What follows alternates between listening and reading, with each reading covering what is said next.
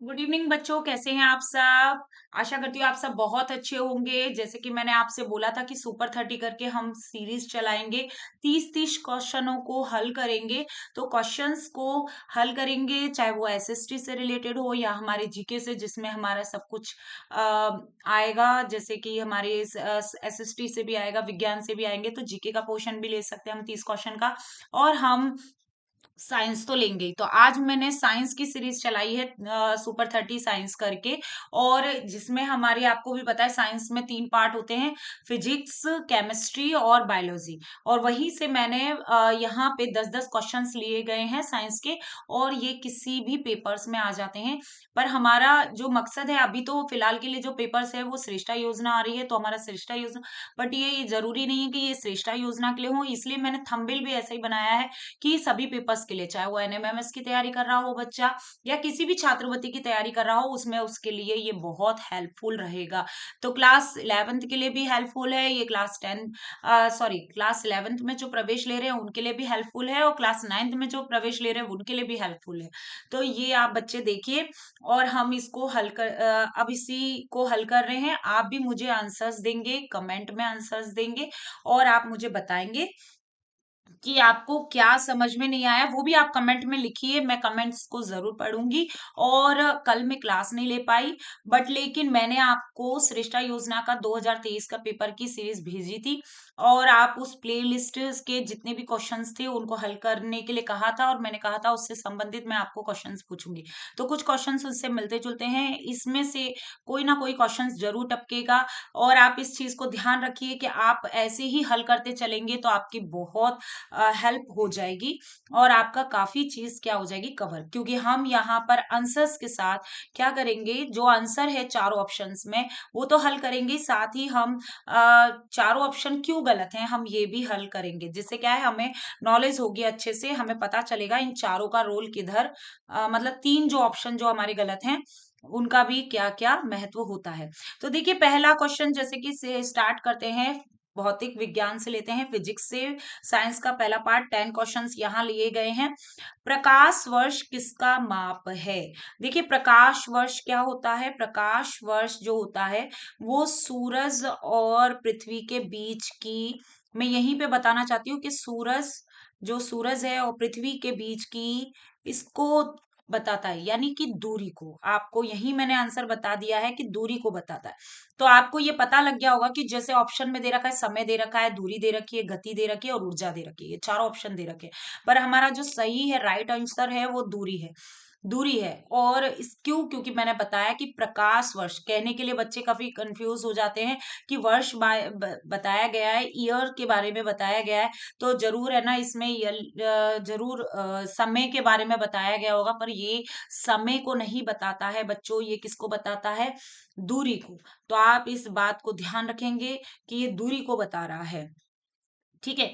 तो आप यहाँ पे देखिए, ये आपको समझ में आ गया होगा। नेक्स्ट, एक मिनट,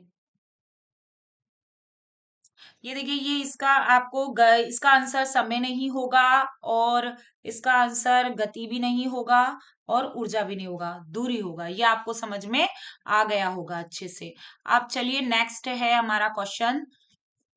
ये आपको दिख रहा है, ध्वनि सबसे तेज किस माध्यम में चलती है। ध्वनि सबसे तेज किस माध्यम में चलती है।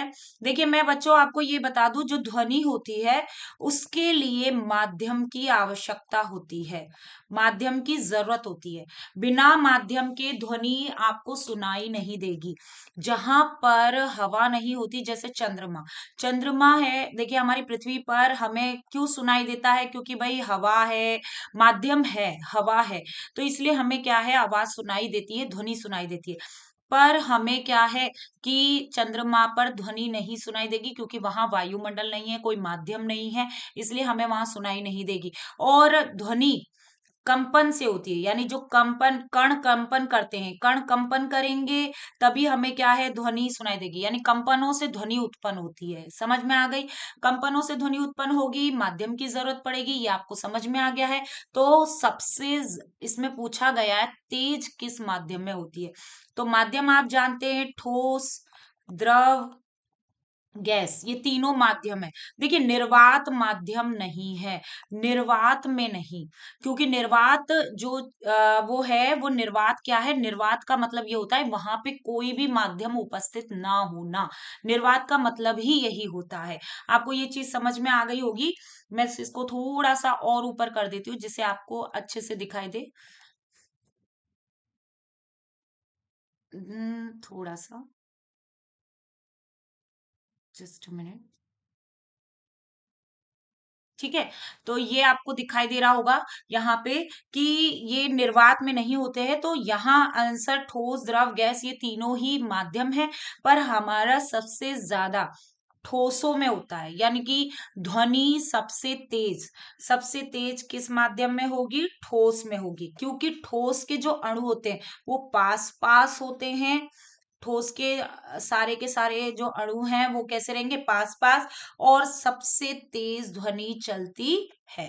ठीक है। और द्रव के जो होते हैं वो थोड़े से दूर दूर होने की वजह से इनमें क्या होता है, ध्वनि ठोसों के अपेक्षा कम कम तेज चलेगी, चलती है, ध्वनि चलती है, पर लेकिन कैसी होगी, कम।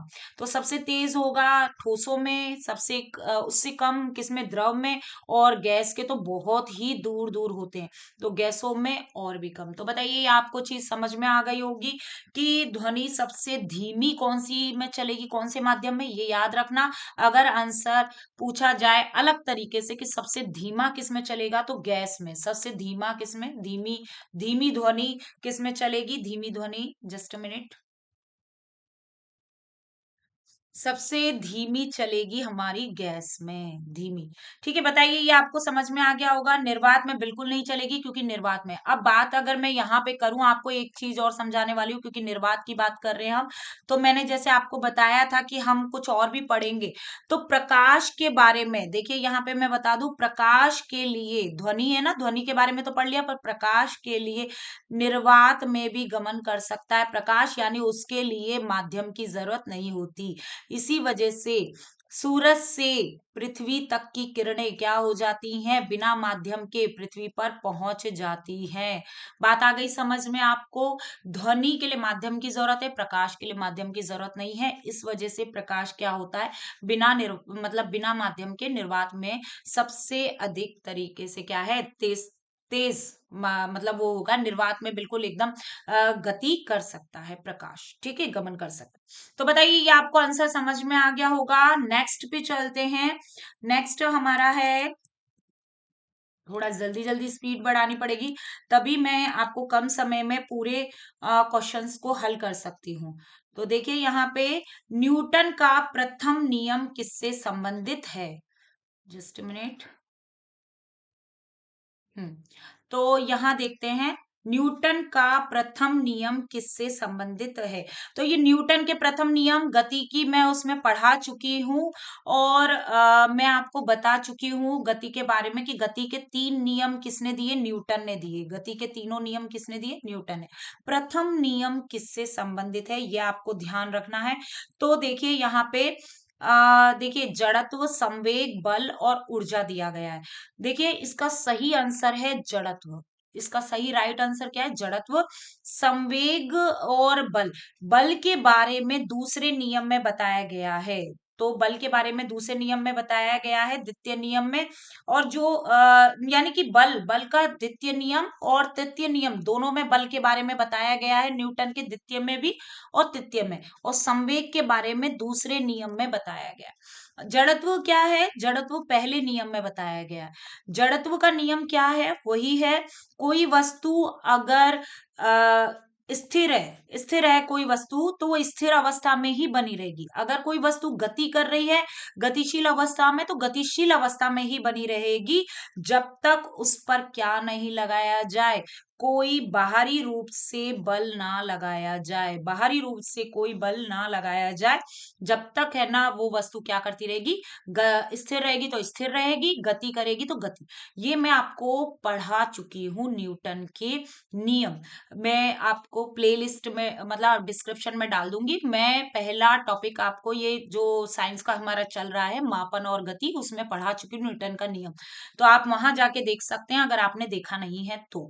जड़त्व के नियम किस में आएगा? पहला, यानी प्रथम नियम है न्यूटन का, और संवेग का दूसरा, और बल बल दूसरे और तीसरे में, और ऊर्जा के बारे में न्यूटन ने नहीं बताया है। तो बताइए, तो ऑप्शन में संवेग भी गलत है इस क्वेश्चन के माध्यम से, पर लेकिन अगर पूछा जाए न्यूटन का द्वितीय नियम किससे संबंधित है, तो संवेग से संबंधित है, बल से भी संबंधित है। और तृतीय नियम बल से संबंधित, तीन द्वितीय और तृतीय में दोनों ही नियम से, यानी बल का संबंध तो द्वितीय और तृतीय नियम दोनों में ही समझाया गया है ना। इसीलिए क्रिया प्रतिक्रिया का नियम जिसे कहते हैं, तृतीय नियम कौन सा है? क्रिया प्रतिक्रिया का नियम। और संवेग संरक्षण का नियम कौन सा है? मैंने आपको बताया था, संवेग संरक्षण का नियम ये द्वितीय नियम है। तो इसीलिए ये मैं न्यूटन के नियम समझा चुकी हूँ। चलिए नेक्स्ट पे थोड़ा और जल्दी जल्दी नेक्स्ट क्वेश्चन, जल्दी जल्दी जस्ट ऊपर। ओके, तो आपको ये यहाँ दिख रहा होगा। नेक्स्ट हमारा क्वेश्चन है, एक मिनट मैं थोड़ा सा और नीचे देखती हूँ। हाँ, ये ठीक है।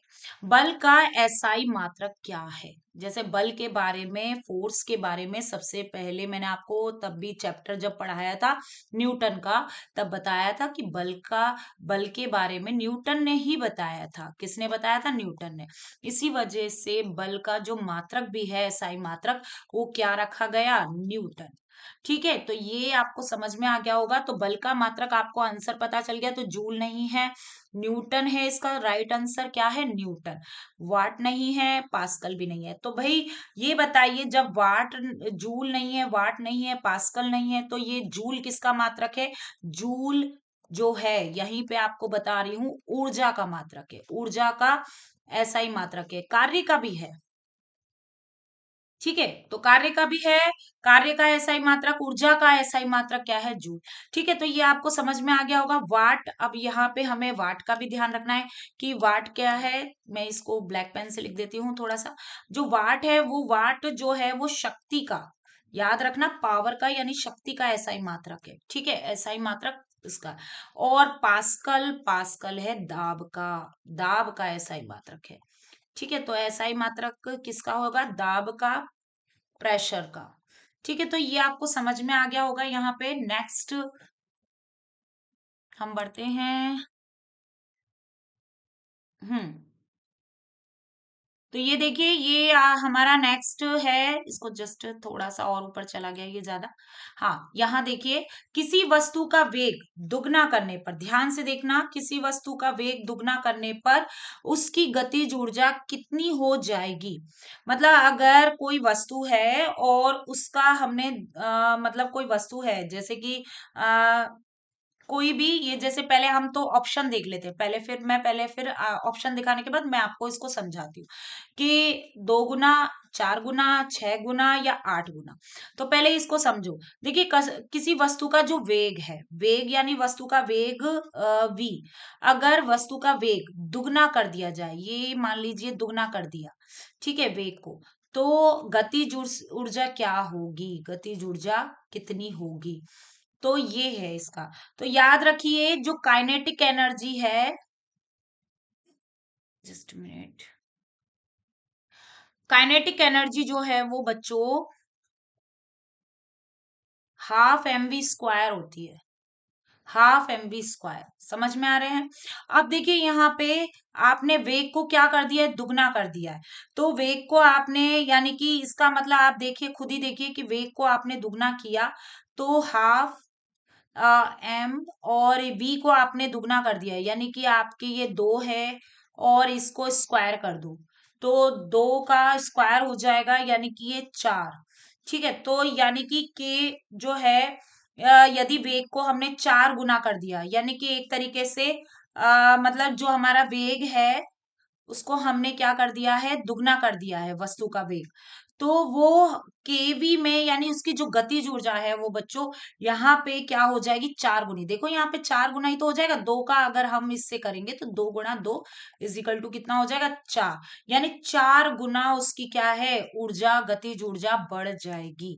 यानी इसका जो राइट आंसर होगा ना, वो बच्चों 4 गुना होगा। आप इधर भी देख सकते हैं, जैसे ही मैंने वेग को दुगना किया, तो यहाँ पर काइनेटिक एनर्जी में, मैं इसमें देख लीजिए आप, सूत्र जो होता है वो याद रखेंगे, हाफ एम वी स्क्वायर। वहां पे जो हम न्यूटन के नियम पढ़ रहे हैं वहां पे भी ध्यान रखना।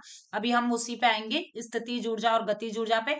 तो ये क्या हो जाएगा, हाफ एम वी स्क्वायर, यानी कि v अगर दुगना कर दिया तो और कितना हो जाएगा, 4 गुना हो जाएगा। कितना, 4 गुना। तो ये आप समझ गए होंगे इसमें। आपको आंसर समझ में आ गया होगा। 2 गुना इसलिए नहीं होगा क्योंकि वेग का जो वर्ग निर्भर करता है ना, वेग का वर्ग क्या है, वर्ग कर देंगे, वेग का वर्ग कर देंगे तो 2 गुना नहीं रहेगा, वो 4 गुना हो जाएगा। देखिए यहाँ पे भी आपको दिख रहा होगा, 6 गुना तो बिल्कुल नहीं होगा, 8 गुना नहीं होगा, तो आंसर क्या होगा, 4 गुना। आपको समझ में आ गया होगा अच्छे से। तो नेक्स्ट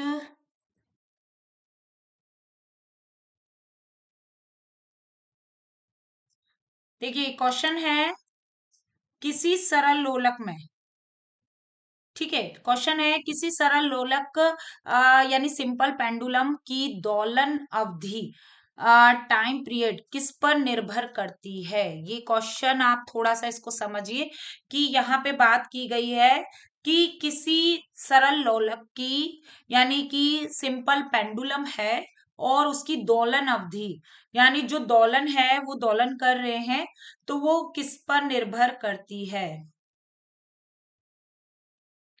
देखिए ये ऑप्शन जो इसमें दिया गया है वो आप ध्यान से देखिए। ऑप्शन, पहले ऑप्शन को मैं बता दूं फिर मैं आपको समझाऊंगी टाइम पीरियड किस पे निर्भर करता है।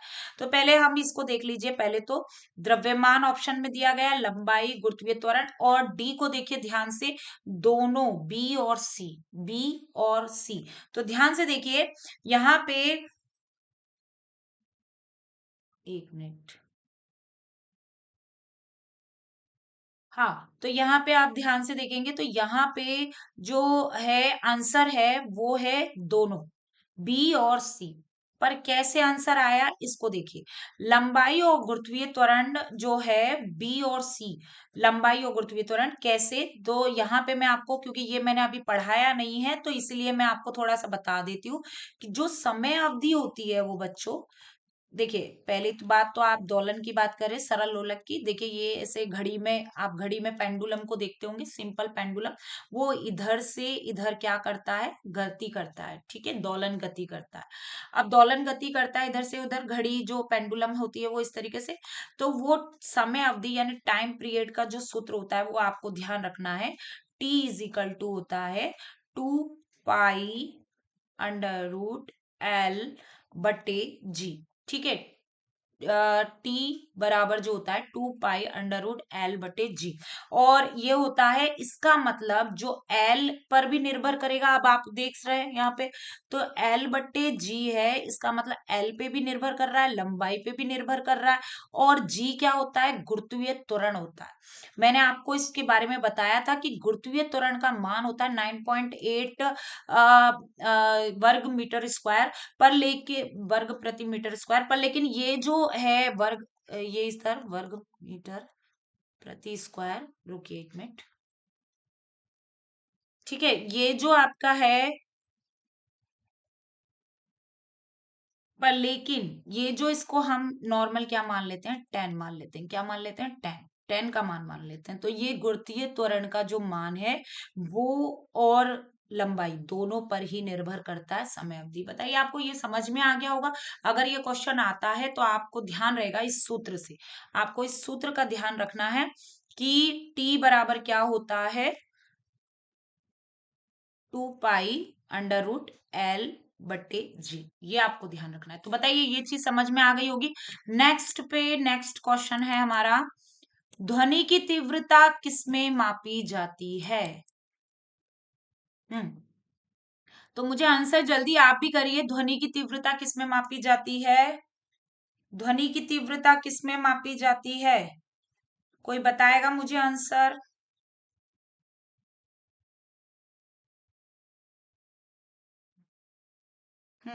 ध्वनि की तीव्रता मापी जाती है, मैं देखिए ऑप्शन है न्यूटन, डेसिबल, पास्कल, जूल। जल्दी से बताइए किसमें मापी जाएगी। बिल्कुल बिल्कुल आप ध्वनि की तीव्रता, जब हम ध्वनि के बारे में पहले आप मेरी प्लेलिस्ट में भी जाके देख सकते हैं, वहां ध्वनि के बारे में पढ़ाया है, डेसिबल में मापी जाती है। किसमें? डेसिबल में। अब देखिए आप कैसे इन ऑप्शनों को अलग अलग करेंगे, तो याद रखना, न्यूटन है वो बल से संबंधित है। किससे है? बल से संबंधित।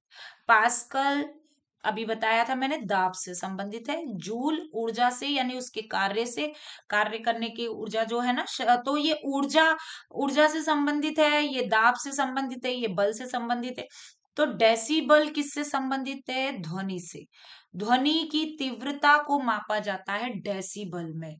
डेसिबल का जो है वो डी से डिनोट करते हैं, तो ये याद रखेंगे डेसिबल से। चलिए हम नेक्स्ट पे, नेक्स्ट है हमारा, नेक्स्ट विद्युत धारा का एसआई मात्रक क्या है। तो ये देखिए विद्युत धारा का एसआई मात्रक, जल्दी से मुझे ऑप्शन में आप बताइए। पहले ऑप्शन देख लेते हैं, वोल्ट, एम्पियर, ओम और वाट।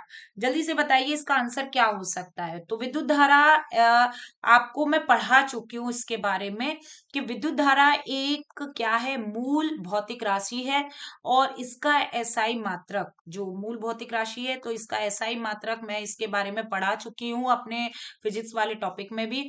तो इसका जो एसआई मात्रक होता है वो एम्पियर होता है, जिसे ए से डिनोट करते हैं। ठीक है। वोल्ट क्या है? वोल्ट किसका है? अभी हमने इसमें बताया था। तो वोल्ट विभव का है, वोल्ट मीटर है ना अपन निकालते हैं, तो ये विभव का है ना। और वोल्ट, और यहाँ पे ओम जो है वो प्रतिरोध का है। जब विद्युत धारा पढ़ाई जाएगी, और आप प्लेलिस्ट में भी जाके देख सकते हैं, साइंस की प्लेलिस्ट में विद्युत धारा पढ़ा चुकी हूं मैं, तो पहले पढ़ा चुकी हूँ, पहले बहुत मतलब एक साल पहले पढ़ा चुकी हूँ। आप उसको भी देख सकते हैं, विद्युत धारा के चैप्टर को। तो वहां प्रतिरोध, यानी कि ये ओम उसका मात्रक होता है। प्रतिरोध क्या होता है? विद्युत धारा के प्रवाह में जो रुकावट होती है, उस रुकावट, यानी विद्युत धारा के प्रवाह को रोकने वाला, रुकावट पैदा करने वाले को प्रतिरोध कहते हैं। और वाट है, वाट शक्ति का है, जो अभी जस्ट अभी बताया था। तो आपको थोड़ा एसआई मात्रक का ध्यान रखना है। जब भी आप कोई टॉपिक्स पढ़ रहे हैं, तो आप ध्यान रखेंगे कि ऐसा ही मात्रा, क्योंकि ये क्वेश्चन आप भी जानते हैं पूछ लिए जाते हैं पेपर्स में।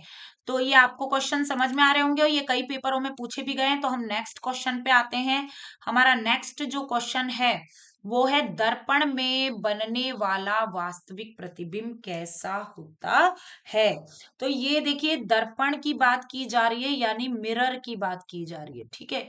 और मिरर यानी जो हम शीशे में देखते हैं वो, ये याद रखना। उसमें वास्तविक प्रतिबिंब कैसा होता है। तो वास्तविक प्रतिबिंब के लिए आपको एक चीज ध्यान रखनी है, कि कोई भी वास्तविक प्रतिबिंब बनेगा तो वो कैसा बनेगा? उल्टा बनेगा। ये बात को आपको ध्यान रखना है सबसे पहले, कि उल्टा बनेगा, तभी तो वो प्रतिबिंब उल्टा बनता है। और हमारा मस्तिष्क उसको क्या करके दिखाएगा? सीधा करके। अगर वो सीधा ही बन जाएगा, तो हमारा मस्तिष्क क्या करके दिखाएगा? उसे उल्टा करके। ठीक है। तो वास्तविक प्रतिबिंब कैसा बनता है? उल्टा बनता है। और वो कैसा होता है? वास्तविक होता है, यानी उसको हम क्या कर सकते हैं? वास्तविक प्रतिबिंब को पर्दे पर प्राप्त कर सकते हैं। ठीक है। आभासी प्रतिबिंब को आप पर्दे पर प्राप्त नहीं कर सकते, और वास्तविक प्रतिबिंब को पर्दे पर प्राप्त किया जा सकता है। तो आंसर आपको ये है कि वास्तविक तो हो गई, साथ ही कैसा होगा? उल्टा। देखिए ऑप्शन में एक चीज और ध्यान रखना, अगर उल्टा आए, छोटा आए वस्तु से, तो ये भी सही है। उल्टा आए और वस्तु से बड़ा आए, तो ये भी सही है। ठीक है। और अगर ऐसा आ जाए कि देखिए उल्टा है, छोटा है, बिंदु के आकार का है, तो भी सही है। उल्टा है और क्या है? वस्तु के बराबर है, ये भी सही है। उल्टा है और वस्तु से बड़ा है, बहुत बड़ा है, तो ये भी सही है ना। पर लेकिन सीधा शब्द आ गया, वहीं पर क्या है? वो गलत है। याद रखना, सीधा प्रतिबिंब कभी भी वास्तविक नहीं होता है। सीधा प्रतिबिंब हमेशा कैसा रहेगा? आभासी। ये आपको ध्यान रखना है। तो ये हमारे लिए अभी ऑप्शन में हमारा जो सही आंसर, देखिए ऑप्शन हम पढ़ लेते हैं एक बार। सीधा और छोटा, देखिए सीधा आ गया तो हमारा वास्तविक प्रतिबिंब नहीं रहा, इसलिए ये गलत है। और उल्टा, उल्टा आया, बिल्कुल सही है, ये तो उल्टी बात पर। लेकिन बड़ा और बड़ा, देखिए अब ये बड़ा जो चीज आई है ना, ये भी हो सकता है, पर लेकिन वस्तु से ज्यादा, जैसे बड़ा, देखिए वस्तु के बराबर है, सही है। वस्तु से बड़ा हो जाए ना, एकदम बहुत बड़ा, तो वहां पे वो प्रतिबिंब भी क्या है, वो भी सही है। बट लेकिन यहाँ पे एक और ऑप्शन आया है, आप देखिए पहले इस तीसरे ऑप्शन को देखिए, उल्टा और वास्तविक बनेगा। बिल्कुल, ये ऑप्शन पूरा सटीक है। सटीक आंसर की बात करी जा रही है ना, सटीक जो सही, हमें सही चुनना है, तो सही आंसर हमारा ये। अगर बात कर ली जाती अवतल में कैसे, तो अवतल दर्पण में ही तो बनता है वास्तविक प्रतिबिंब। उत्तल दर्पण में कभी नहीं बनेगा, ये याद रखना। उत्तल दर्पण में हमेशा आभासी बनता है, तो इसमें तो बनेगा ही नहीं उत्तल दर्पण में। अवतल दर्पण में बनते हैं वास्तविक। तो अवतल दर्पण में वास्तविक प्रतिबिंब उल्टा भी होता है, वस्तु से बड़ा भी होता है। पर इसमें बड़ा दे रखा है, पर वस्तु से बड़ा है, क्या बड़ा है ना, ये भी तो हमें करना है। तो ये आपको ध्यान रखना पड़ेगा। ये कंडीशन पे निर्भर करता है। 6 कंडीशन होती है अवतल दर्पण की। जो छठवीं कंडीशन होती है, ये मैं पढ़ाऊंगी दर्पण, वो पहले पढ़ा चुकी हूँ। 6 कंडीशनों को बिल्कुल बकायदा चित्र बना के समझाया था। तो ये जो छठी कंडीशन होती है, उसमें आभासी बनता है। ज्यादा लंबी वीडियो हो जाएगी, फिर आपको अगर देखना है तो आप पुरानी प्लेलिस्ट में जाके देख सकते हैं साइंस की, उसमें मैंने प्रकाश चैप्टर अच्छे से समझाया है। ठीक है, तो ये मैंने आपको बता दिया, जो सटीक आंसर हमारा है वो यही है, उल्टा और वास्तविक। ठीक है, तो ये नेक्स्ट पे चलते हैं बच्चों। नेक्स्ट है हमारा,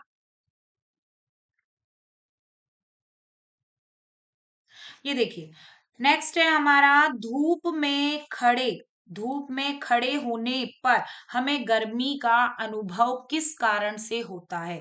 अगर हम धूप में खड़े हैं और हमें क्या लग रही है, गर्मी लग रही है, तो किस कारण होगा? आप भी याद रखिए कि हमें जो गर्मी लग रही है वो प्रकाश की वजह से लग रही है, धूप की वजह से लग रही है भाई, सूरज की। और सूरज की किरणें निकलती हैं, क्या निकलती हैं? किरणें।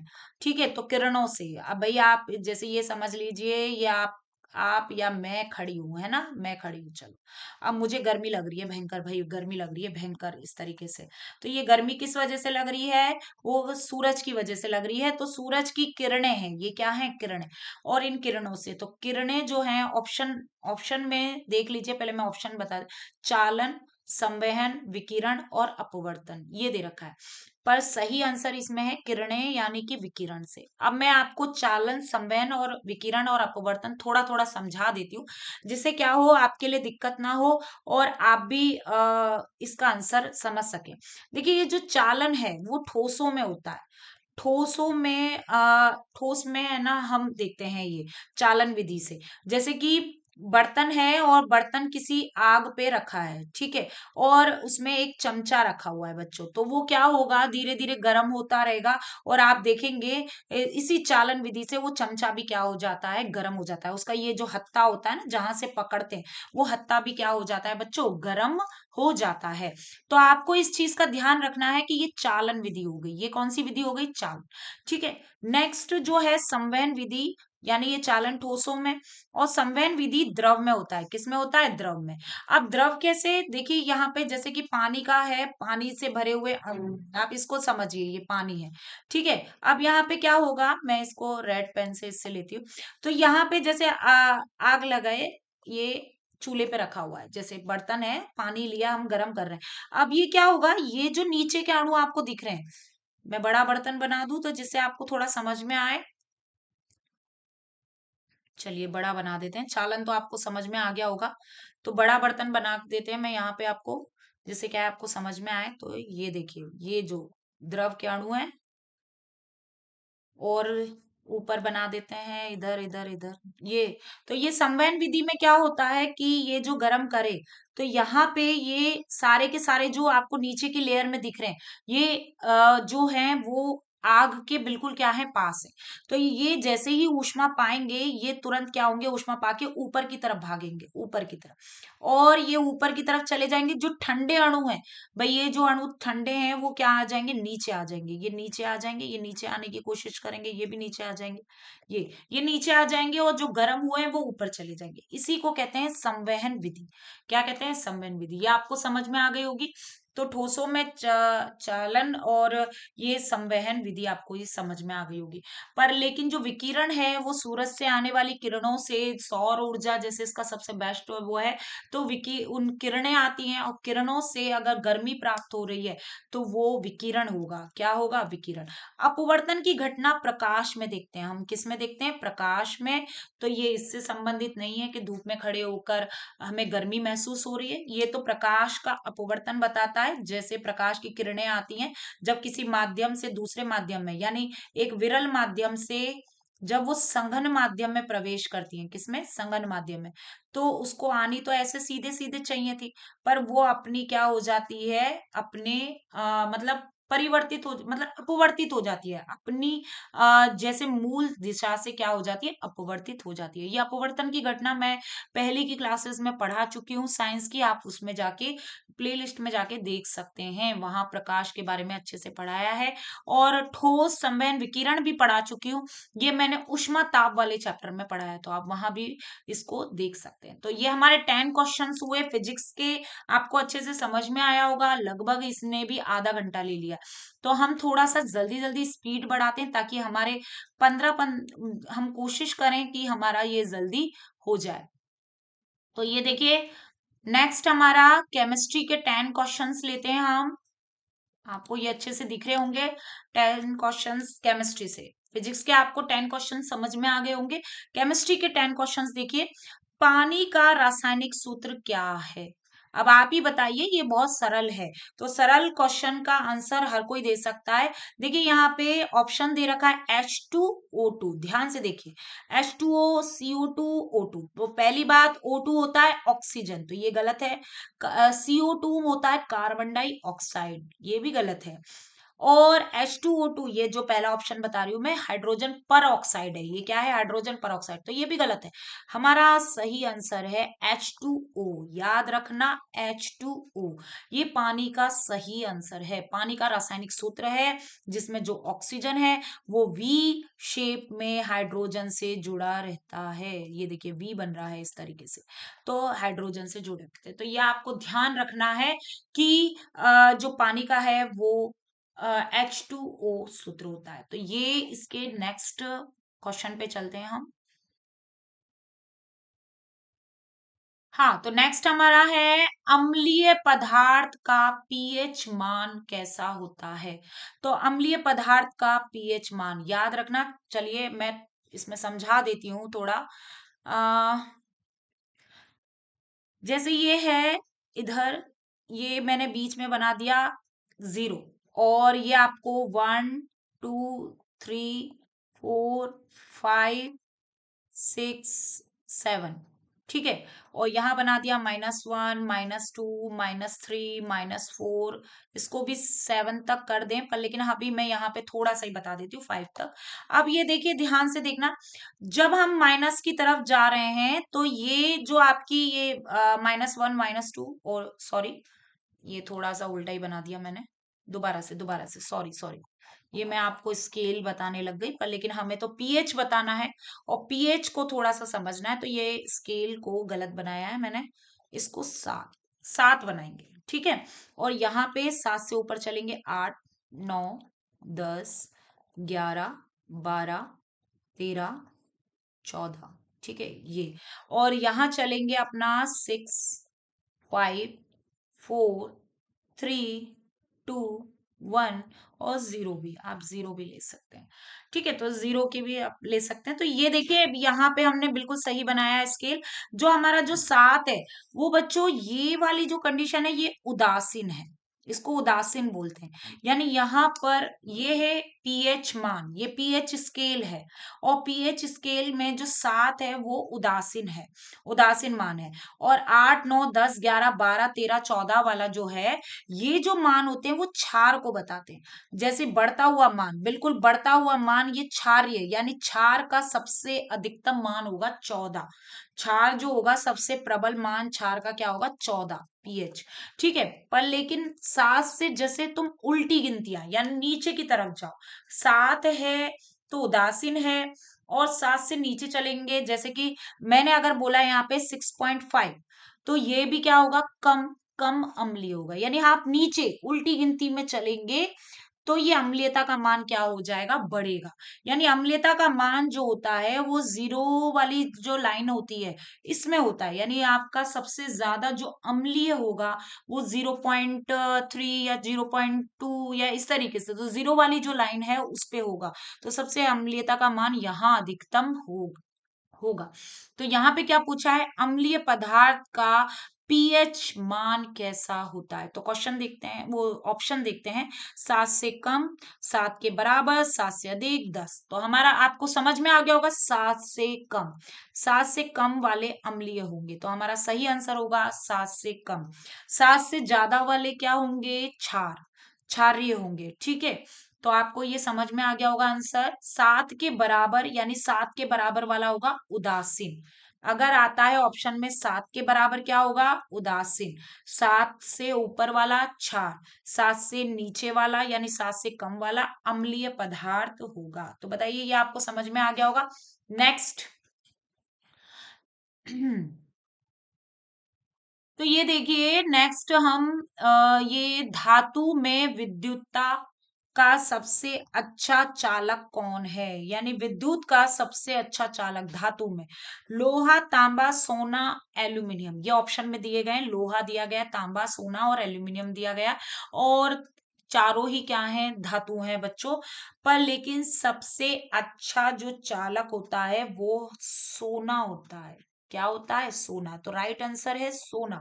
अब आप पूछेंगे लोहा क्यों नहीं है, एल्यूमिनियम और तांबा क्यों नहीं है। तो देखिए, पहली बात, लोहा जो है वो विद्युत का सबसे अच्छा चालक नहीं होता है, क्योंकि लोहा टूट जाएगा, जगह जगह टूट जाएगा, इसमें प्रतिरोध का मान क्या है, ज्यादा रहेगा।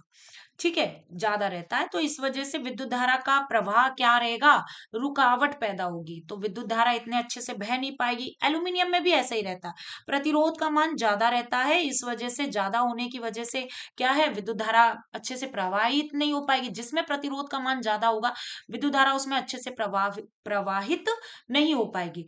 तांबा, तांबा एक अच्छा चालक है। तांबे में क्या होता है कि तांबा जो है उसमें क्या है, प्रतिरोध का मान क्या रहता है, प्रतिरोध का मान क्या रहता है, जैसे प्रतिरोध का मान क्या होता है, कम होता है लोहे और एल्यूमिनियम की तुलना में। तो इसीलिए प्रतिरोध का मान कम होने की वजह से क्या है, तांबे के तार बनाए जाते हैं। पर बच्चों सबसे अच्छा जो है वो चांदी और सोना होता है, ये याद रखना थोड़ा, मैं आपको इसीलिए बता रही हूँ। चांदी और सोना होते हैं। चांदी और सोना जो होते हैं वो क्या होते हैं, अच्छे चालक होते हैं। अगर आपको ऑप्शन में आ जाए चांदी, तो आप चांदी पे लगाएंगे, सोने से भी ज्यादा बेस्ट है वो चांदी, है ना। तो चांदी पे आप लगाएंगे। बट सोना धातु आप भी जानते हो महंगी धातु है। अब सभी इसी के तार बना दें तो ये तांबे की भी चोरी हो जाती है। आप भी जानते हैं तांबा बड़ा महंगा बिकता है, तांबे की भी चोरी हो जाती है। तो चांद अगर सोने के तार बना दिए जाते या चांदी के, तो सारे के सारे अपने घरों को, मतलब घरों में तार की ही चोरी करते हो और किसी की नहीं। आप समझ गए होंगे इस चीज को। तो इसका आंसर सोना है। और ये क्यों है, किस लिए, तो ये मैंने आपको बता दिया। प्रतिरोध का मान बहुत, मतलब बिल्कुल ना के बराबर नगण्य होगा, तो विद्युत धारा का मान क्या होगा, सबसे ज्यादा होगा। विद्युत धारा का मान अगर ज्यादा होगा तो सबसे अच्छा वो चालक होगा। तो ये आप ये समझ गए होंगे सो कि कौन है। और अभी नेक्स्ट, नेक्स्ट क्वेश्चन, ऑक्सीजन के कितने परमाणु, ये क्वेश्चन आ चुका है पहले, और ये सोने वाला जो आ चुका है, पर उसमें सोना ऑप्शन नहीं था, उसमें चांदी था। तो इसीलिए मैंने आपको बताया, सोना चांदी आ जाए तो उसमें चांदी का आप ध्यान रखेंगे, सबसे अच्छा चाल। ऑक्सीजन में कितने परमाणु किसके होते हैं? O2 में होते हैं। यानी ये पूछा गया है कितने परमाणु O2 में होते हैं। तो इस ऑक्सीजन जो है, इस O2 की बात की गई है, ये याद रखिए O2। अब ये O2 कैसे बना है? ये तो बच्चों टू जब लग रहा है तो ये एक अणु है। क्या है? एक अणु। ठीक है। और ये मिलकर बना है दो ऑक्सीजन से। दो ऑक्सीजन से, यानी ये भी परमाणु है और ये परमाणु। तो पूछा गया है इसमें कितने परमाणु हैं। तो आपको दिख रहा होगा यहाँ पे कितने परमाणु हैं? दो। तो हमारा राइट आंसर होगा दो। एक नहीं होगा, ऑप्शन में एक दे रखा है, ए नहीं होगा, तीन नहीं होंगे, चार नहीं होंगे, क्या होगा? दो। और क्यों होगा ये मैंने आपको बता दिया। चलिए हम नेक्स्ट पे चलते हैं। नेक्स्ट हमारा क्वेश्चन, कोई पदार्थ जलता है तो यह कौन सी प्रतिक्रिया कहलाती है? अगर कोई पदार्थ जल रहा है, जलता है, देखिए जलना ऑक्सीजन की उपस्थिति में होता है। कोई पदार्थ अगर जल रहा है तो ऑक्सीजन की उपस्थिति में जल रहा है और वो दहन हो रहा है, उसका जलना मतलब दहन हो रहा है। ठीक है। अब बात हो रही है कि उसको हम, अगर वो ऑक्सीजन की उपस्थिति में क्या कर रहा है? जल रहा है, तो इसका मतलब क्या होगा? उसका ऑक्सीकरण हो रहा है। क्या हो रहा है? ऑक्सीकरण। समझ रहे हो ना? यानी कि ऑप्शन दे रखे हैं ऑक्सीकरण, अपचयन, विस्थापन और संलयन। ये मैं आपको चारों ऑप्शन समझाऊंगी। ठीक है। पुरानी वीडियोस में मैंने केमिस्ट्री पढ़ाई है, उसमें मैंने अच्छे से बताया है। अगर नहीं आपने देखा है तो वहां देख सकते हैं। अगर नहीं समझ में आ रहा है तो मैं यहाँ बता देती हूँ। ठीक है। आप यहाँ देखिए, जो मैंने अभी जस्ट आपको बताया कि किसी का जलना किससे संभव होता है? ऑक्सीजन से। ठीक है। तो ऑक्सीकरण, उस प्रतिक्रिया को हम ऑक्सीकरण कहेंगे। ऑक्सीकरण का मतलब यही होता है कि कोई जलेगा तो इसका मतलब यह है कि वो ऑक्सीजन से जुड़ेगा। ऑक्सीजन से क्या करता है? जुड़ता है। बताइए, ये चीज समझ में आ गई आपको? उसका ऑक्सीकरण से जुड़ता है। और अगर कोई अपचयन कर रहा है, यानी इस अपचयन को समझें, तो वो क्या हो रहा है? हाइड्रोजन से जुड़ता है। हाइड्रोजन से जुड़ता है। ठीक है। यानी इसका मतलब उसका क्या हो रहा है? अपचयन हो रहा है, उसका मान क्या हो रहा है? कम हो रहा है। ठीक है। और विस्थापन जो होता है, वो विस्थापन जब कोई रासायनिक अभिक्रिया में भाग लेता है तो वो विस्थापित कर देता है। जैसे कि मैं एक ले यहाँ पे, जैसे मैंने कॉपर सल्फेट लिया और इसकी क्रिया कराई मैंने आयरन से, है ना, आयरन से कराई। तो ये कॉपर सल्फेट को क्या करेगा? आयरन आयरन सल्फेट से क्रिया कर लेगा और कॉपर को क्या कर देगा? अलग कर देगा, विस्थापित कर देगा। अलग कर दिया तो ये क्रिया क्या हुई? यानी इसमें क्या हुआ कि आयरन ने कॉपर को क्या कर दिया? अलग कर दिया। और अलग कर दिया तो ये क्या क्रिया कहलाई? विस्थापित कर दिया। अगर मैं आयरन सल्फेट लूं तो मैं कॉपर से नहीं, फिर जिंक से करूंगी, और जिंक भी क्या कर देगा? जिंक इस आयरन को क्या कर देगा बच्चों? विस्थापित कर देगा, अलग हटा देगा कि जाओ भाई, अलग हटा दिया। तो इसको क्रिया को ही हम बोलते हैं विस्थापन। ठीक है। तो ये क्रिया भी आपको समझ में आ गई होगी। और ये संलयन जो होता है, जुड़ना। संलयन क्या होता है? जुड़ना। ये जुड़ते हैं। तो जैसे मैं अभी यहाँ पे इससे एक संलयन की क्रिया बताऊं, जैसे कि हाइड्रोजन और ऑक्सीजन, यही सरल सा उदाहरण ले लेती हूँ मैं। तो हाइड्रोजन और ऑक्सीजन दोनों गैसीय गैसीय अवस्था में है, और इनको फिर क्या किया है? एक साथ जोड़ के, मतलब एक जैसे भाप भाप बनती है तो भाप में ये गैस अवस्था में आ जाते हैं हाइड्रोजन और ऑक्सीजन, इनको जोड़ के हमने बनाया, ये जुड़ गए, संलयन हो गए, जुड़ गए, एक एक बन गया। एक मतलब एक वो बन गए, ये क्या है? यौगिक। एक यौगिक बन गए, एक उत्पाद बन गया, एकल उत्पाद बन गया। तो इसको बोलेंगे संलयन अभिक्रिया। इसको थोड़ा संतुलित कर लेते हैं, मैंने हाफ लगा दिया, ये संतुलित हो गई क्रिया। तो आपको समझ में आ गया होगा कि ये क्रिया जो है संलयन क्रिया है। ये विस्थापन भी अभी समझाया था मैंने, अपचयन का हाइड्रोजन से जुड़ना। और ये भी बता दिया ऑक्सीकरण क्यों होता है। जो कोई पदार्थ जलता है तो उस प्रतिक्रिया को हम ऑक्सीकरण कहते हैं। ठीक है। ये भी मैंने आपको समझा दिया। आशा करती हूँ आपको समझ में आ गया होगा, और आप भी मुझे आंसर बताते चलिए ताकि आपको भी नॉलेज होती चलेगी। चलिए आप इसका आंसर बताइए। किसी परमाणु के नाभिक में क्या क्या होते हैं? कोई परमाणु है और उसके नाभिक में क्या क्या होते हैं? तो केवल इलेक्ट्रॉन पाए जाते हैं, प्रोटॉन पाए जाते हैं, प्रोटॉन और न्यूट्रॉन, प्रोटॉन और इलेक्ट्रॉन। तो देखिए हमें सही आंसर देखना है, तो सही आंसर हमारा क्या होगा? प्रोटॉन और न्यूट्रॉन। तो देखिए नाभिक का हम चित्र बना देते हैं। थोड़ा सा मैं यहाँ पे वो ले लेती हूँ, ये बाहर और ये अंदर का ले लेते हैं, ये नाभिक, और नाभिक के अंदर होते हैं प्रोटॉन और न्यूट्रॉन, बाहर होते हैं इलेक्ट्रॉन, यानी चारों तरफ चक्कर लगाते हैं इलेक्ट्रॉन, और अंदर होता है प्रोटॉन और न्यूट्रॉन। नाभिक के अंदर क्या होता है, यही पूछा गया है। तो इलेक्ट्रॉन, केवल इलेक्ट्रॉन नहीं होते हैं, इलेक्ट्रॉन बाहर के रूप में वो करते हैं, केवल प्रोटॉन नहीं, न्यूट्रॉन भी होता है साथ में। तो सही आंसर होगा प्रोटॉन और इलेक्ट्रॉन। बताइए ये आपको समझ में आ गया होगा?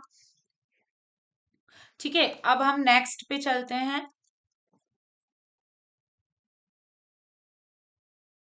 कोक किसका शुद्धतम रूप है? कोक किसका शुद्धतम रूप है? तो जो पेट्रोल, कोयला, ग्रेफाइट और कार्बन, ये कार्बन वाले चैप्टर से रिलेटेड है, और ये हम पढ़ा चुके हैं, मतलब मैं पढ़ा चुकी हूँ इससे पहले की क्लासेस में। आप वहाँ प्लेलिस्ट में जाके देख सकते हैं, रसायन विज्ञान यानी केमिस्ट्री की अलग से प्लेलिस्ट है, उसमें पढ़ाया है मैंने कार्बन के तत्व। तो उसमें याद रखिए कोक जो है वो कार्बन का शुद्धतम, यानी ऑप्शन दे रखा है पेट्रोल, तो पेट्रोल का नहीं, कोयला नहीं, कोयला का नहीं, ग्रेफाइट, ग्रेफाइट तो अपर रूप है, किसका अपर रूप है? कार्बन का ही, है ना। और कोयला भी किसका रूप है? कार्बन का ही।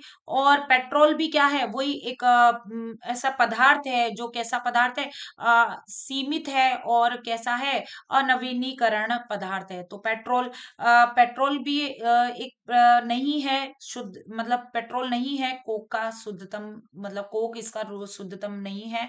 तो सही आंसर है हमारा कार्बन। भाई कार्बन जो है वो, कोक जो है वो कार्बन का शुद्धतम रूप है। ये आपको समझ में आ गया होगा। नेक्स्ट पे चलते हैं। हवा में सबसे अधिक कौन सी गैस होती है? तो ये देखिए हवा, पहले मैं आपको बता दूं कौन कौन सी गैसेस पाई जाती है। नाइट्रोजन पाई जाती है, ऑक्सीजन पाई जाती है, और आप भी बताइए, आप भी लिखते चलिए, जिससे क्या है थोड़ा जल्दी होगा।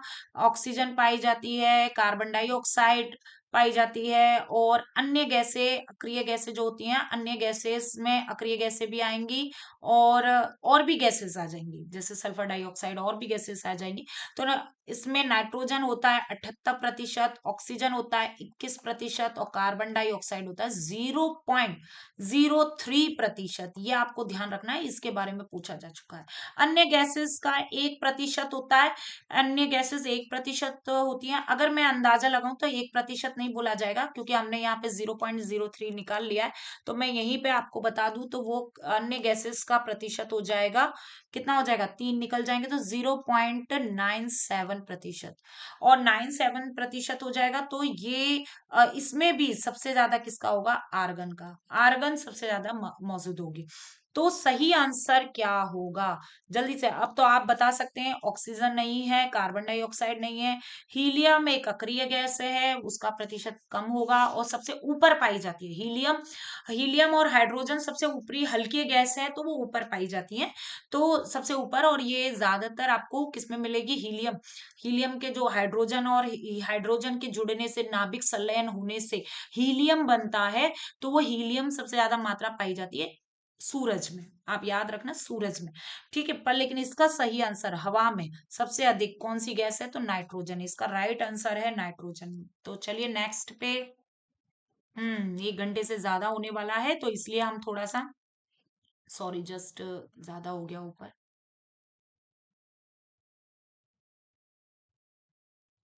हम्म। तो देखिए, नया क्वेश्चन है यहाँ पे, कोई रासायनिक परिवर्तन कब होता है? कोई रासायनिक परिवर्तन कब होता है? ऑप्शन देख लेते हैं। जब नया पदार्थ बनता है, जब रंग बदलता है, जब तापमान बढ़ता है, उपरोक्त सभी। तो देखिए, नया पदार्थ बनता है तब भी रासायनिक परिवर्तन होता है। कोई नया पदार्थ बनना चाहिए रासायनिक परिवर्तन के लिए। रंग भी बदलता है, बिल्कुल रंग भी बदल जाता है कभी कभी। तापमान बढ़ जाता है, बिल्कुल तापमान भी बढ़ जाता है। यानी तीनों ही चीजें क्या हैं, ये भी हो जाती हैं रासायनिक परिवर्तन में। देखिए, रंग बदलना, तापमान बढ़ना, ये भौतिक में भी हो जाता है, अगर वस्तु दोबारा से अपने मूल पदार्थ में आ जाए। ठीक है। पर लेकिन अगर मूल पदार्थ में नहीं आए और रंग भी बदल गया, तापमान भी बढ़ गया और नया पदार्थ बन गया, तो वो कैसा परिवर्तन होगा? रासायनिक परिवर्तन। तो इसके लिए आप सही आंसर लगाओगे उपरोक्त सभी। आपको समझ में आ गया कैसे आपको आंसर देना है? ये आपको समझ में आ गया होगा। चलिए नेक्स्ट, ऑक्सीकरण अपचयन प्रतिक्रिया। ऑक्सीकरण अपचयन प्रतिक्रिया में क्या होता है? तो ऑक्सीकरण अपचयन प्रतिक्रिया दोनों ही रेडॉक्स अभिक्रिया कहलाएगी। रेडॉक्स कहलाएगी क्यों? क्योंकि ऑक्सीकरण और अपचयन दोनों हो रहा है। तो देखिए, सबसे पहली बात तो यही, मैं आपको थोड़ा इससे पहले भी समझा चुकी हूँ, केवल ऑक्सीकरण होता है। ऑक्सीकरण तो ऑक्सीकरण में होगा, पर अपचयन भी लिखा है ना, तो केवल अपचयन होता है, तो अपचयन अपचयन में होगा। समझ में आ रही? तो इसका मतलब दोनों होंगे, तो ऑप्शन तीसरा बिल्कुल सही होगा, दोनों एक साथ होते हैं। ऑक्सीकरण भी होगा और अपचयन। देखिए, ऑक्सीकरण और अपचयन प्रतिक्रिया को यानी अभिक्रिया को रेडॉक्स अभिक्रिया कहते हैं। याद रखना, रेडॉक्स, ये मैं आपको पढ़ाऊंगी रासायनिक अभिक्रिया में। और जैसा मैंने बताया, क्लास 11th के लिए बहुत इंपॉर्टेंट है, जो क्लास 11th में प्रवेश ले रहे हैं जो बच्चे, तो उनके लिए ये क्या है, इंपॉर्टेंट रहेगा। और ये क्वेश्चन आपके जीके से संबंधित भी बड़ा इंपॉर्टेंट रहेगा, क्लास 9th के लिए भी। क्लास 9th में जो प्रवेश के लिए ले रहे हैं छात्रवृत्ति से संबंधित, तो ये सभी के लिए आ जाता है। तो ये आप को मैंने इतना बताया, तो 20 क्वेश्चंस काफी अच्छे अच्छे हैं, तो आपको काफी सुविधा होगी। जस्ट आप चलते हैं जीव विज्ञान पे, जो काफी अच्छे अच्छा लगता है, मतलब बच्चों को अच्छा लगता है, थोड़ा सरल भी लगता है और थोड़ा वो भी होता है। तो बताइए, ये आपको समझ में आ गया होगा। देखिए, जीव विज्ञान, अब जीव विज्ञान जो है, इसके भी 10 क्वेश्चन है यहाँ पे। पौधों में भोजन बनने की प्रक्रिया को क्या कहा जाता है? भोजन बनने की जो प्रक्रिया होती है उसे क्या कहा जाता है? श्वसन कहा जाता है क्या? नहीं, श्वसन में क्या होता है, ऑक्सीजन को लेते हैं, लिया जाता है, लेते हैं, और कार्बन डाइऑक्साइड छोड़ते हैं। ठीक है, पर लेकिन ये घटना सभी करते हैं, तो ये सांस लेना हुआ, ये तो सांस लेना हुआ, सांस लेना छोड़ना है ना। पर श्वसन में भोजन टूटता है, भोजन बनता नहीं है, भोजन टूटता है। ये याद रखना बच्चों, ये मैं आपको समझाना चाहती हूँ कि श्वसन क्रिया में भोजन टूटता है और ऊर्जा क्या है, ऊर्जा प्राप्त होती है। ऊर्जा किस रूप में प्राप्त होती है? एटीपी के रूप में। ठीक है, ये ऑप्शन पहला जो है मैंने आपको समझा दिया, इसलिए ये गलत है। प्रकाश संश्लेषण, प्रकाश संश्लेषण राइट आंसर है। प्रकाश संश्लेषण क्या है बच्चों? इसका सही आंसर है। क्यों? क्योंकि प्रकाश संश्लेषण क्यों सही आंसर है? कि प्रकाश संश्लेषण सूरज की किरणों में होने वाला है, होता है, और इसमें पेड़ पौधे क्या करते हैं, जो हरी पत्तियां, जो उनका हरा भाग होता है, वो रंध्रों से प्रकाश को लेते हैं, और हरे हरे पौधे के हरे भाग में हरित लवक पाया जाता है। उस हरित लवक में एक वर्णक होता है, क्लोरोफिल। उस वर्णक का नाम क्या है? क्लोरोफिल। और ये क्या कर लेता है? प्रकाश को अवशोषित कर लेता है, और उसी की सहायता से क्या बनता है? भोजन का निर्माण होता है। CO2 ली जाती है, कार्बन डाइऑक्साइड, और क्या लिया जाता है? तो यहाँ पे मैं प्रकाश संश्लेषण की अभिक्रिया को लिख देती हूँ, थोड़ा सा आपको ये याद रहेगी। तो कार्बन डाइऑक्साइड ली जाती है, जड़ों से पानी लिया जाता है, और क्या है, क्लोरोफिल सूर्य के प्रकाश में, सूर्य का प्रकाश जो है उसमें क्या करता है? C6H12O6 यानी कि ग्लूकोज, और क्या है, मात्र ऑक्सीजन को क्या करते हैं? छोड़ते हैं, ऑक्सीजन को बाहर निकालते हैं। यानी कार्बन डाइऑक्साइड को लेंगे भोजन निर्माण के टाइम पे, और ऑक्सीजन मुक्त करते हैं पेड़ पौधे। तो यहाँ पे क्रिया को संतुलित कर लेते हैं थोड़ा, ये क्रिया संतुलित हो गई। तो बताइए, आपको ये चीज समझ में आ गई होगी कि ये प्रकाश संश्लेषण की क्रिया क्या होती है, भोजन बनाने की प्रक्रिया को कहते हैं।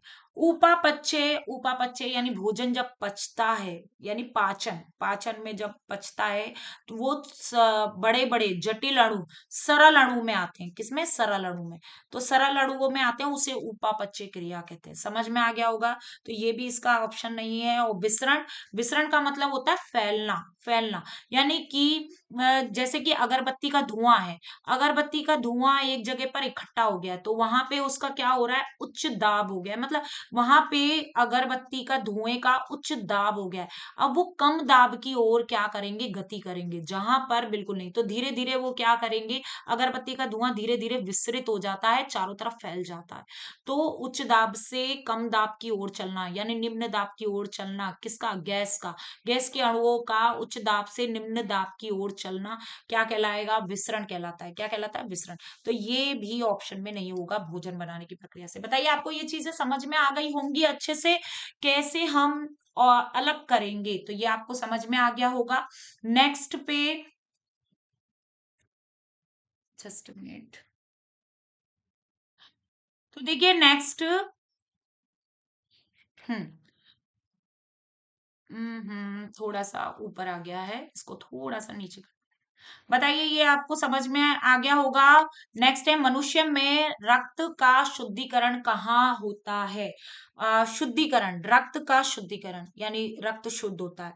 तो देखिए पहली बात तो आपको ध्यान रखना है कि आ, शुद्धिकरण से क्या मतलब है, ये याद रखेंगे।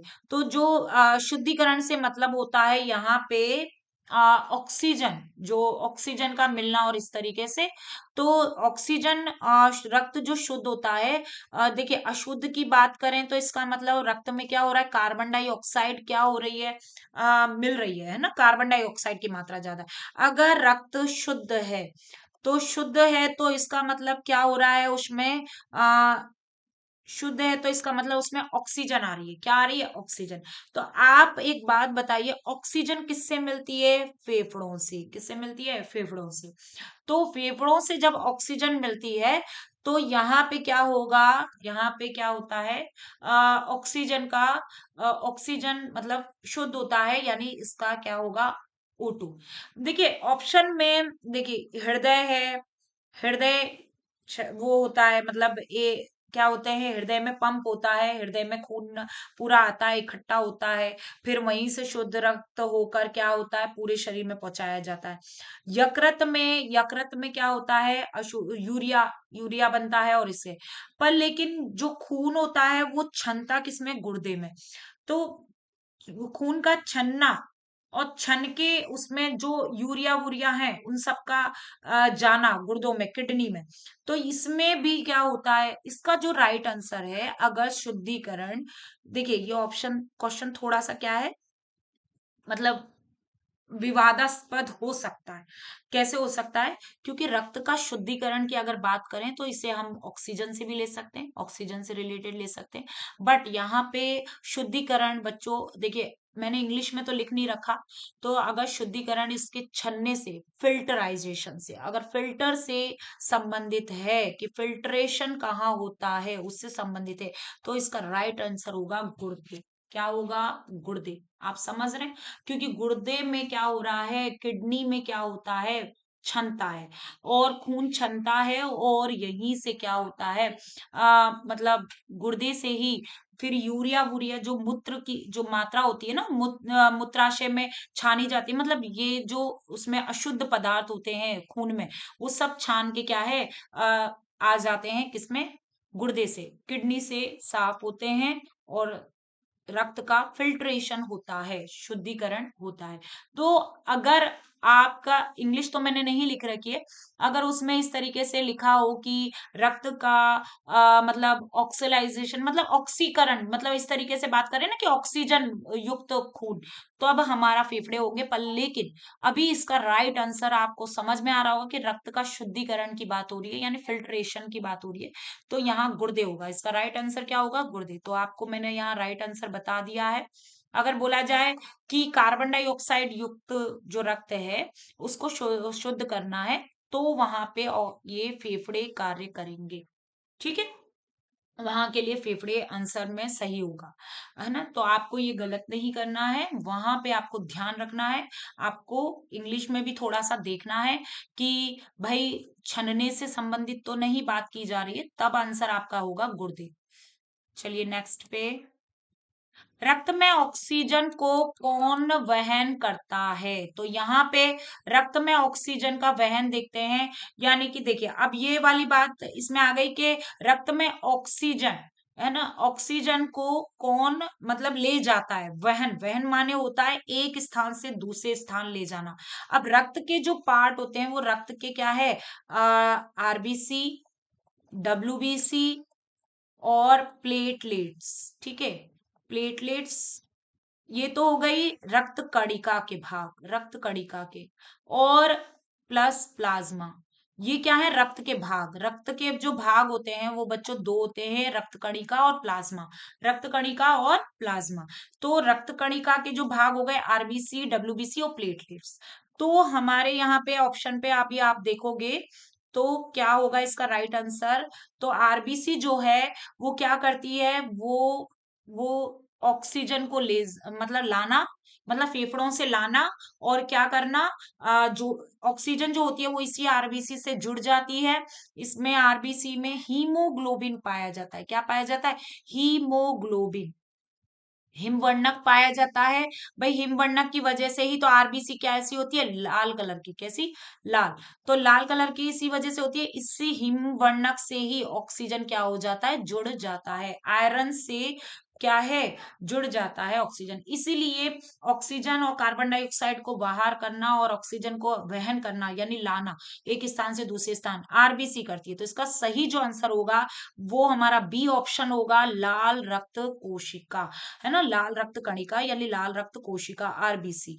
श्वेत रक्त कोशिका यानी कि डब्ल्यूबीसी का क्या काम होता है, ये एंटीबॉडीज बनाती हैं, यानी रोग प्रतिरोधक क्षमता हमारी बढ़ाती है, रोग प्रतिरोधक क्षमता, यानी कोई अगर प्रतिरोधक क्षमता बढ़ाने में सहायक होती हैं, अगर कोई एंटीबॉडीज बनाती हैं, अगर कोई रोग आपके कोई भी जीवाणु कोई भी प्रवेश कर गया शरीर में, तो उसको नष्ट करने की तरह कार्य करती है, एक सिपाही की तरह हमारी क्या करती है, रक्षा करती है।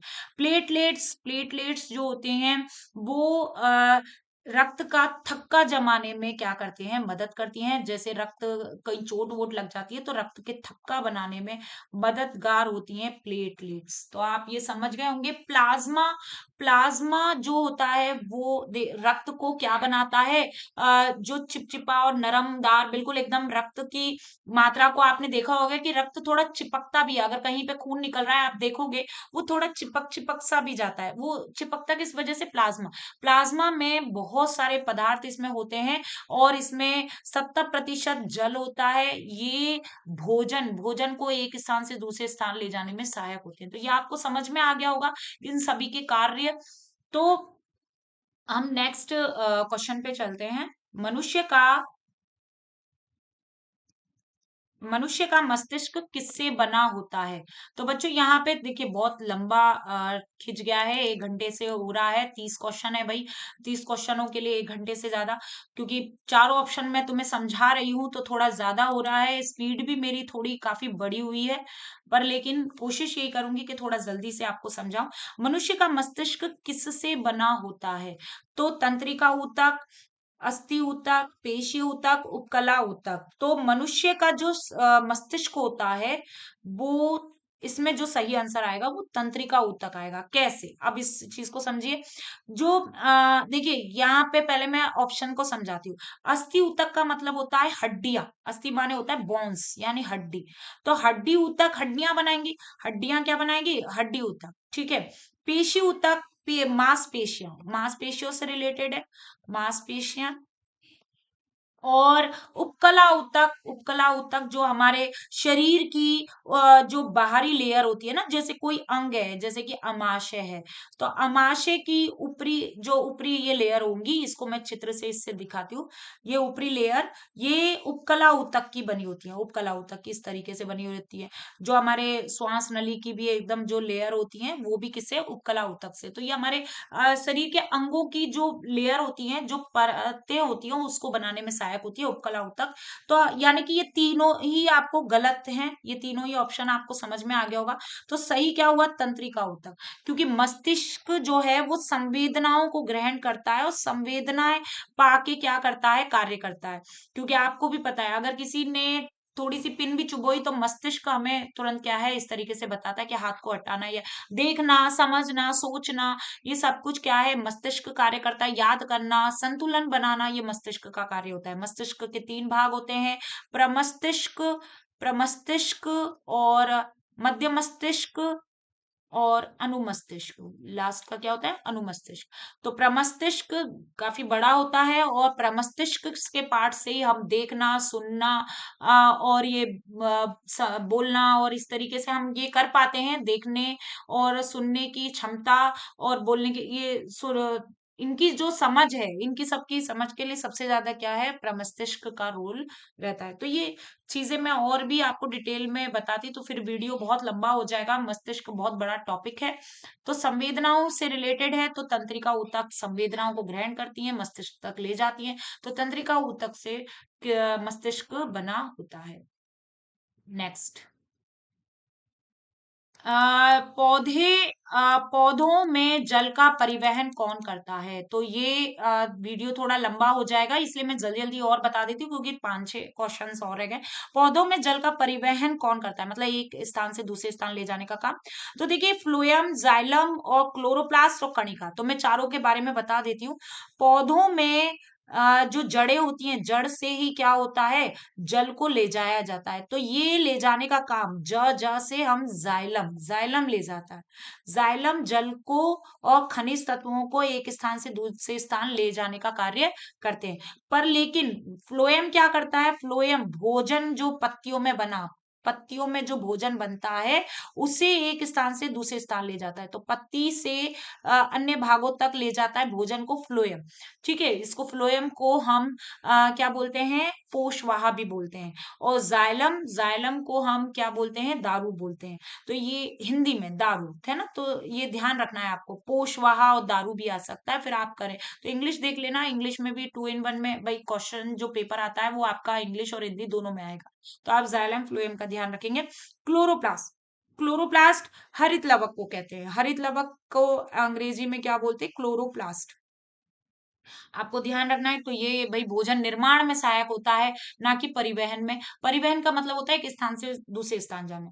कणिका, कणिका जो अभी बताई थी, ये कणिकाएं अगर इंग्लिश में इनकी वेसल्स लिखी हो तो ये वेसल्स क्या करती हैं?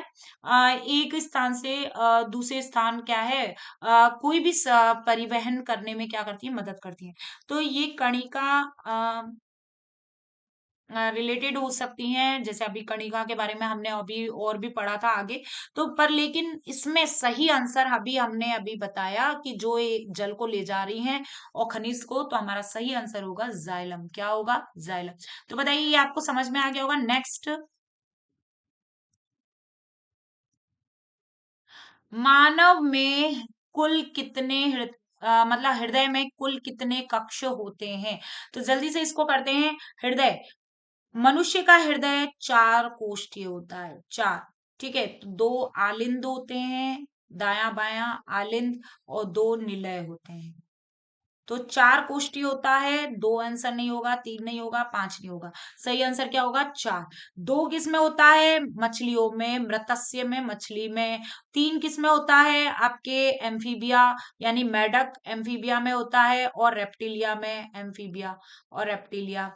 और 4 किस में होता है? याद रखना, ये एविज यानी पक्षी, जो पक्षी वर्ग होता है, एविज और मैमल्स, मैमल्स में यानी स्तनधारी, मैमल्स यानी स्तनधारी। ये भी मैंने आपको थोड़ा सा बता दिया है। तो इसीलिए मनुष्य क्या है? एक मैमल से स्तनधारी है, इसलिए उसमें 4 कोष्ठीय हृदय पाया जाता है। डीएनए का पूरा नाम, ये आपको थोड़ा ध्यान रखना है। डीएनए का पूरा नाम क्या है?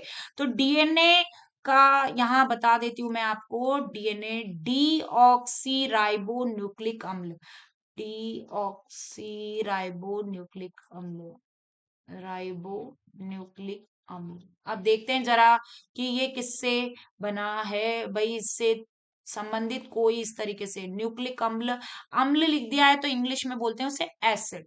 और डी माने होता है di, deoxyribonucleic acid, यानी कि यही इसका सही आंसर होगा, डाई ऑक्सी राइबो न्यूक्लिक अम्ल।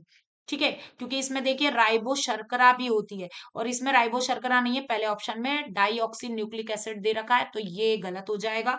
डाई ऑक्साइड न्यूक्लिक एसिड दे रखा है, इसमें भी है ना वो नहीं है, राइबो शब्द नहीं है, ये गलत है। और डाई ऑक्सिन न्यूक्लिक ऑक्साइड नहीं, ये भी गलत है।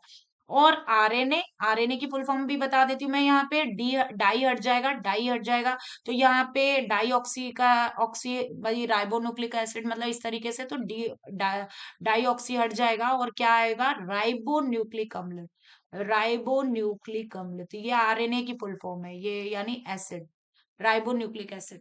तो ये आरएनए की फुल फॉर्म है, ये आप ध्यान रखेंगे। हड्डियों को आपस में जोड़ने वाला ऊतक क्या है? भाई हड्डियों को आपस में जोड़ रहा है, उस ऊतक को क्या कहलाता है? हड्डियों को आपस में जोड़ने वाला, पहले ऑप्शन देख लेते हैं, स्नायु, लिगामेंट, कार्टिलेज, प्लाज्मा। ये थोड़ा क्वेश्चन आपको समझने की है, ये आ जाता है, मैं आपको बता देती हूँ इसमें। लिगामेंट इसका सही आंसर है। लिगामेंट हड्डियों को क्या करता है, आपस में जोड़ते हैं। लिगामेंट्स जो होते हैं वो पेशीय ऊतक होते हैं, ठीक है, लिगामेंट्स, है ना, तो ये ऊतक होते हैं। और ये लिगामेंट्स मतलब हड्डियों को आपस में जोड़ने का काम करते हैं। और प्लाज्मा रक्त में, रक्त से रिलेटेड है। कार्टिलेज उपास्थि को बोलते हैं, कार्टिलेज किसको बोलते हैं, उपास्थि, यानी हड्डी, हड्डी की लचीली जो हड्डी होती है, लचीली जो, जैसे कान का पिन्ना हो गया, तो ये कान का पिन्ना आपको देखो चारों तरफ आप ऐसे कर सकते हैं, तो घुमा मतलब थोड़ा सा घुमा सकते हैं, तो इसको, ये कार्टिलेज का बना है, उपास्थि का बना है, ठीक है। जैसे आपकी वक्ष, वक्ष यानी फेफड़े जिसमें होते हैं, तो वक्ष गुहा जो है वो किससे, उपास्थि, उपास्थि के आगे का जो भाग, तो उपास्थि का बना है, तो कार्टिलेज यानी उपास्थि की बात हो रही है। स्नायु, ये तंत्रिका तंत्र से रिलेटेड है, तो स्नायु तो ये इससे नहीं है, तो कौन बचा, लिगामेंट। ऑप्शन में कौन बचा, लिगामेंट, आप याद रखेंगे। तो नेक्स्ट पे चलते हैं। ओजोन परत किस गैस से बनी होती है? ये भाई ये बहुत आ चुका है। ओजोन परत वही रक्ष पराबैंगनी यानी अल्ट्रावायलेट किरणों से बचाती है हमें। और ये कहाँ पाई जाती है, वायुमंडल में पाई जाती है, समताप मंडल में, समताप मंडल में पाई जाती है। वायुमंडल के 5 भाग होते हैं, समताप मंडल जो दूसरा जो मंडल पाया जाता है, समताप मंडल में पाई जाती है। किस गैस से बनी होती है? तो ओजोन जो है वो, ओजोन परत, देखिए मैं यहाँ पे ऑक्सीजन ऑप्शन दे रखा है, O2 होता है। ओजोन गैस जो है वो O3 होता है। नाइट्रोजन जो है वो N2 होता है। Carbon dioxide CO2। तो ओजोन परत ओजोन गैस से ही बनी होगी, ठीक है। आप इसमें ऑक्सीजन नहीं लगा सकते। ओजोन का सूत्र ही अलग होता है, O3। अगर वो ऑक्सीजन में हो गया, इसका मतलब ओजोन क्या हो रही है, टूट रही है। ऑक्सीजन में हो गई ना O2 और O इस तरीके से अलग अलग हो गए, तो इसका मतलब ये है कि टूट गई वो, भाई क्षय हो रहा है। तो ओजोन का अपने आप में ही है कि O3 से। तो आपको समझ में आ गया होगा। नेक्स्ट लास्ट पे चलते हैं, देखिए जिससे क्या है, हमारा वीडियो का ये लास्ट क्वेश्चन है। और लास्ट क्वेश्चन क्या है, ग्रीन हाउस इफेक्ट के लिए जिम्मेदार गैस कौन सी है? तो ग्रीन हाउस इफेक्ट के लिए, ग्रीन हाउस इफेक्ट क्या होता है, यानी धरती का तापमान बढ़ रहा है, ये धरती है, ये अर्थ है, और सूरज से किरणें आ रही हैं, ठीक है, इधर समझिए। और ये सूरज की किरणें जब पृथ्वी पर आती हैं, तो प्रदूषण बढ़ रहा है, प्रदूषण बढ़ता है तो क्या होता है, वो सूरज की किरणें परावर्तित होती हैं, वो परावर्तित होके वायुमंडल में मतलब वापस जा रही होती है अंतरिक्ष में, पर लेकिन वो नहीं जा पाती है, वो नहीं जा पाती है, वो वहीं पर क्या हो जाती है, रुक जाती है, क्योंकि प्रदूषण बढ़ता है, वो प्रदूषण क्या कर लेता है, उसे अवशोषित कर लेता है। और इससे धीरे धीरे क्या हो रहा है, वातावरण गर्म हो जाता है, यानी इन्वायरमेंट गर्म हो जाता है। तो इसी को ही हम ग्रीन हाउस इफेक्ट कहते हैं। ये रिलेटेड किससे होता है, जो ठंडे इलाकों में कांच के घर होते हैं, हरे कलर के जो कांच के घर बनाए जाते हैं, पेड़ पौधों के लिए बनाए जाते हैं, क्योंकि आपको भी पता है ठंडे इलाकों में क्या होता है, ठंडे इलाकों में मतलब सूरज कम निकलता है, कम, वो तो फिर पेड़ पौधों की कैसे ग्रोथ की जाए, कैसे वो किया जाए, तो इसके लिए क्या होता है, पूरे उसको एक ग्रीन का इस तरीके से कांच का वो बनाया जाता है, ताकि परावर्तित जो किरणें आए, किरण आए और सूरज की, और वो हरे कांच में प्रवेश करे और सारे पेड़ पौधे उसको ले लें, और वो बाहर ना निकल पाए उसकी। और वहां पे उसका वातावरण कैसा रहता है, थोड़ा गर्म, जो पेड़ पौधों के लिए बड़ा अच्छा रहता है। तो उसी से ही संबंधित ये होता है, इसीलिए इस इफेक्ट को नाम ही हमने ग्रीन हाउस इफेक्ट, और इस ये जो हाउस होता है वो ग्रीन हाउस होता है, तो इसी से रिलेटेड दे दिया गया है ग्रीन हाउस इफेक्ट। तो जिम्मेदार कौन सी गैस सबसे ज्यादा होती है, तो बच्चों ऑक्सीजन तो वातावरण में मिल ही रही है, तो ऑक्सीजन तो जिम्मेदार नहीं होती है। हाइड्रोजन हल्की गैस है, ऊपर होती है, तो ये भी नहीं। नाइट्रोजन 78% है, तो ये भी नहीं। तो कौन हुई? मीथेन। बिल्कुल, मीथेन गैस CH4, ये ग्रीन हाउस इफेक्टेड गैस है जो जिम्मेदार होती है। CH4 मीथेन जहरीली गैस होती है। ये आप ध्यान रखेंगे, ये मैंने आपको पढ़ाए 30 क्वेश्चंस, और ये इंपॉर्टेंट है, ये पेपर्स में आ सकते हैं। ऐसे ही मैं आपको 30 क्वेश्चन की सीरीज लाऊंगी, और आप सुपर 30 करके आपके होंगे, इसलिए आप इनको जरूर जरूर देखिए, जरूर इनको टिक करिए, क्योंकि ये मैं एक के बाद एक भेजती रहूंगी, और आप इनको करिए हल। आपकी काफी सारे साइंस जो, भाई वीडियोस तो पहले से ही पढ़ी है, पर क्वेश्चंस पेपर जितना हल करेंगे उतना आपको करने की समझ बढ़ेगी आपकी। आप कैसे चारों ऑप्शन में से एक सही आंसर को छांट सके। मान लीजिए आपको तीनों के बारे में पता है, जैसे मुझे मीथेन के बारे में नहीं पता, मुझे ऑक्सीजन के बारे में पता है, हाइड्रोजन के बारे में पता है, नाइट्रोजन के बारे में पता है कि ये सब वातावरण में मिलती है। नाइट्रोजन 78% होती है, हीलियम। हाइड्रोजन क्या होती है? कोई विषैली या वैसी गैस नहीं है, वो तो ऊपर मिलती है। और ऐसे ही ऑक्सीजन। तो इसीलिए फिर कौन बचा? मीथेन बचा, तो मीथेन पे सही लगाऊंगी। तो आप भी समझिए कि हमें ऐसे भी छांटना सीखेंगे, जैसे जैसे करेंगे हमें समझ में आएगा। तो मैं बस, वीडियो ज्यादा लंबी हो रही है, तो आप ऐसे ही करते रहें। मैं और क्वेश्चंस की सीरीज लाऊंगी, 30 क्वेश्चन की, SST की लाऊंगी। तो आप मुझे बताइए ये सीरीज कैसी लग रही है, ये भी कमेंट में लिखिए। ज्यादा से ज्यादा बच्चों को दीजिए, शेयर करिए, ताकि बच्चे और ज्यादा सीखें, भाई आपके दोस्त भी सीखें। और टीचर से भी मेरा आग्रह है कि आप अपने बच्चों को जरूर ये सीरीज दिखाएं। तो सीरीज एक के बाद एक आती रहेंगी, अब से स्टार्टिंग हो चुकी है। ओके बच्चों, तो यहाँ पे हम खत्म करते हैं इस वीडियो को, और पढ़ते रहिए, मेहनत करते रहिए। Okay, thank you.